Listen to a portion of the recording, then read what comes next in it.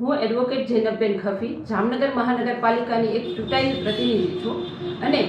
જામનગર શહેરમાં જે સૌરાષ્ટ્રનો સૌથી મોટો બ્રિજ બનેલો છે ને જેની ઓપનિંગની લોકો રાહ જોઈ રહ્યા છે, ગઈકાલે એ પુલની જે મેં વિઝિટ લીધી ત્યારે મને લોકો દ્વારા જે કહેવામાં આવેલું ને એ જે મેં સ્થળ તપાસ કરેલી ત્યારે જાણવા મળેલું કે અત્યારે આ પુલની હાલત એવી જોખમી હાલત છે કે લોકો આ પુલનું લોકાર્પણ થાય તેની ખુશી મનાવીએ કે પછી કોઈ અકસ્માત ના થાય તેની પ્રાર્થના કરીએ કે દુઆ કરીએ. એટલે ગઈકાલે જે મેં વિઝિટ લીધી તેમાં ચોખ્ખું એવું બતાય છે કે જે પણ સ્લેબ મૂકેલા છે સ્લેબની વચ્ચે અધિકારીઓ દ્વારા અને કોન્ટ્રાક્ટરો દ્વારા કદાચ એવું કહેવામાં આવે છે કે તે ગેપ મૂકેલા છે, પણ ગેપ જે છે તે ઉપરની બાજુ મૂકેલા છે. તેની નીચે જે પડેલું છે તે રિપેરિંગ થયા બાદની જે તિરાડો પડેલી છે તેની માટેનો મારો મોટો પ્રશ્ન છે. અને લોકોએ મને આ જગ્યાના વિડીયો બનાવીને પબ્લિકે મોકેલા ત્યારે મેં સ્થળ તપાસ કરેલી અને ઉપર જઈને જ્યારે મેં સ્થળ તપાસ કરેલી તો જે આ ગેપ છે તે ગેપ પાસે જે લોખંડના સળિયા છે તે સળિયા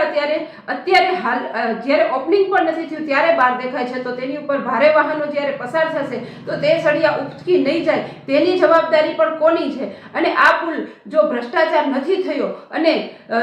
ચોખ્ખી રીતે બનાવેલો છે, સારી રીતે બનાવેલો છે, તેની ગુણવત્તાની